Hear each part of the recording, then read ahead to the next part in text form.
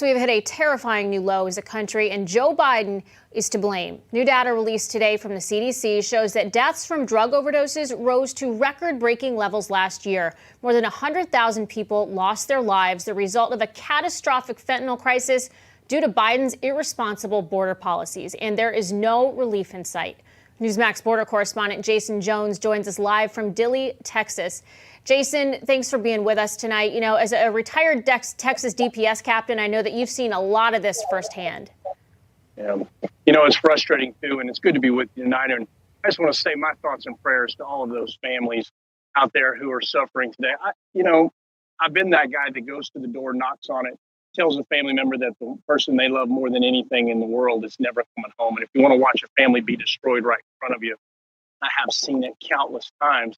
And it's why I'm doing what I'm doing now, to try to illuminate the crimes of these cartels and how what they are doing is directly responsible for this overdose death crisis in this country, because our government has not taken this seriously. And they continue to look at this border issue through the lens of immigration. And I completely understand that, as we all do, as we're dealing with the worst border crisis in American history. But what I know very well is how these cartels are operating all over the world, not just in the United States. You know, Sinaloa cartel, for example, is in 54 countries. Cartel Jalisco New Generation is in over 48 globally. When we look at the chemical precursors that they're getting in, not just from China, which you hear about all the time, they're also getting these chemical precursors from Bangladesh, India, and Pakistan. So they've already diversified. And these labs in Mexico are absolutely massive. When we talk about methamphetamine, they can produce anywhere from 3 to 5 tons in one lab of methamphetamine a week, and millions of fentanyl pills. So these are super labs. And that's why you hear me say all the time that we cannot investigate our way and arrest our way out of it. That we've got to designate these cartels as foreign terrorist organizations, hold the Mexican government accountable, and go after these labs and designate these cartels as foreign terrorist organizations, so that we can get tools of national power to start being able to go after them. And what it doesn't mean we go to the war with them. What it means is that we're adding speed into the system so that we can remove them from our country very rapidly. We can limit their mobility globally all over the world, but also we can go after their money with real speed, because under the investigative model, you follow the money sounds really good, but it's still a very slow process. Well, Jason Jones in Dilley, Texas, certainly this has to be one of Biden's top priorities going forward. We thank you for taking time to be here tonight. It's good to be with you. My next guest knows all too well the pain of wide open borders and what happens when laws are ignored. Tomorrow morning marks 8 years since Mesa, Arizona Police Sergeant Brandon Mendoza was killed by an illegal immigrant with a criminal record, driving drunk, going the wrong way on a highway ramp. That driver was running from the cops, hitting speeds upwards of 80 miles an hour for more than 20 minutes. Before he struck Sergeant Mendoza's car, Brandon Mendoza was off duty and headed home for the night. It was Mother's Day. Joining us now is Sergeant Mendoza's mother, Mary Ann Mendoza, founder of Angel Families and Angel Moms. Mary Ann, thank you so much for being here tonight. And my condolences to you again. We've met before, but I know it's been 8 years. Those wounds, time doesn't necessarily heal them. So tell us about how you've used your tragedy to help others. Well, I never expected this would be the turn that my life would take 8 years ago, but it did. And because my son was such a strong presence in our community, I decided, a few weeks after the tragedy hit our family, that I needed to do something to protect other families from facing this, complete decimation of a family.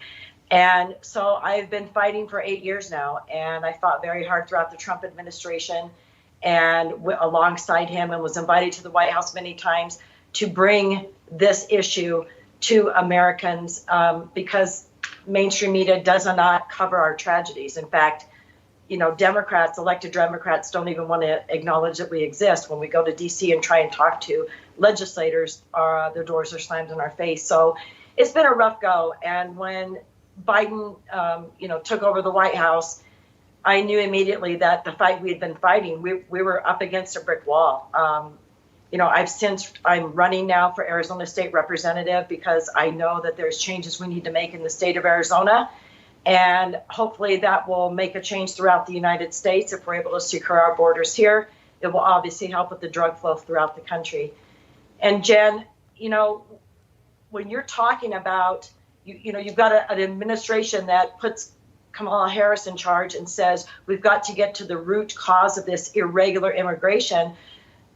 We had $80 billion leave our economy in 2020 during the pandemic, $80 billion in remittances. And that's money that illegals, and some of them there are legal immigrants, but is sent out of our economy on top of the foreign aid that goes to these countries. These governments are not going to fight to keep their citizens home when they know that they can come to the United States and bring that huge push of economic gain into their country. So the cause of irregular immigration starts here, because we're still allowing employers to employ these people, and we have a Secretary of Department of Homeland Security who is promoting it.